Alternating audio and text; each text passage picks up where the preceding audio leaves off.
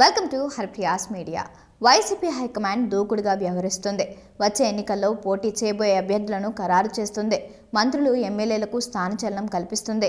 మరికొందరు ఎమ్మెల్యేలను అయితే పక్కన పడేస్తుంది. ఇప్పటికే రాష్ట్ర వ్యాప్తంగా 11 మంది అభ్యర్థులను మార్చింది. ఇలా మార్పుల జాబితా 80 వరకు ఉండవచ్చని ప్రచారం జరుగుతుంది.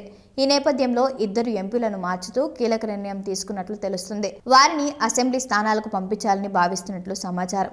ఇప్పటికే 11 మంది అభ్యర్థుల మార్పుతో జగన్ సంచలనం సృష్టించారు. ప్రతిపాడుకు బాలసాని కిరణ్ కుమార్, కొండేపికి ఆదిమూలపు సురేష్, వేమూరుకు వరికుటి అశోక్ బాబు, తాడికొండకు మేకతోటి సుచరిత, సంతనూతలపాడుకు మెరుగు నాగార్జున, చిలకలూరిపేటకు మల్లెల రాజేష్ నాయుడు, గుంటూరు పశ్చిమ నియోజకవర్గంకు విడుదల రజని, అద్దంకికి పానం హనిమిరెడ్డి, మంగళగిరికి గంజి చిరంజీవి, రేపలకు ఈపూరు గణేష్, గాజువాకకు వరికుటి రామచంద్రరావులను నియమించిన సంగతి తెలిసిందే. ఇప్పుడు రెండో జాబితా సిద్ధమవుతున్నట్లు సమాచారం. 2 ఎంపీలతో పాటు ఓ మంత్రి పేరు ఇందులో ఉన్నట్లుగా తెలుస్తుంది. రాజ్యసభకు ప్రాతినిధ్యం వహిస్తున్న పిల్లి సుభాష్ చంద్రబోస్, రాజమండ్రి ఎంపీ మర్గాని భరత్ ఈసారి అసెంబ్లీలో బరిలో దిగుతారని సమాచారం. సుభాష్ చంద్రబోస్ కు అంబేద్కర్ కోనసీమ జిల్లాలోని రామచంద్రాపురం అసెంబ్లీ సీటు నుంచి పోటీ చేస్తున్నారని తెలుస్తుంది. గతంలో ఆయన ఇక్కడి నుంచి ఎమ్మెల్యేగా ఎన్నికయ్యారు. అయితే సిట్టింగ్ ఎమ్మెల్యేగా ఉన్న చిల్లుపోయిన వేణుగోపాలకృష్ణను రాజమండ్రి రూరల్ కు మార్చుతారని తెలుస్తోంది. భరత్ రాజమండ్రి సిటీ నుంచి బరిలో దిగే అవకాశాలు ఉన్నాయి.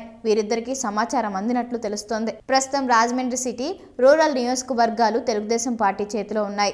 రాజమండ్రి సిటీ నుంచి ఆదిరెడ్డి భవానీ, రూరల్ నుంచి బుచ్చయ్య చౌదరి ఎమ్మెల్యేలుగా ప్రాతినిధ్యం వహిస్తున్నారు. ఈసారి సిటీ నుంచి భవానీ భర్త రంగంలోనికి దిగే అవకాశం ఉంది. అయితే జనసేనతో పొత్తు ఉండడంతో ఈ 2 నియోజకవర్గాలు టీడీపీ ఖాతాలో పడే అవకాశం ఉంది. ఈ నేపథ్యంలోనే వైసీపీ పావులు కదుపుతుంది. ఎలాగైనా ఆ నియోజకవర్గాల్లో పట్టు కోసం ఆరాటపడుతుంది. ఇక ఏం జరుగుతుందో చూడాలి.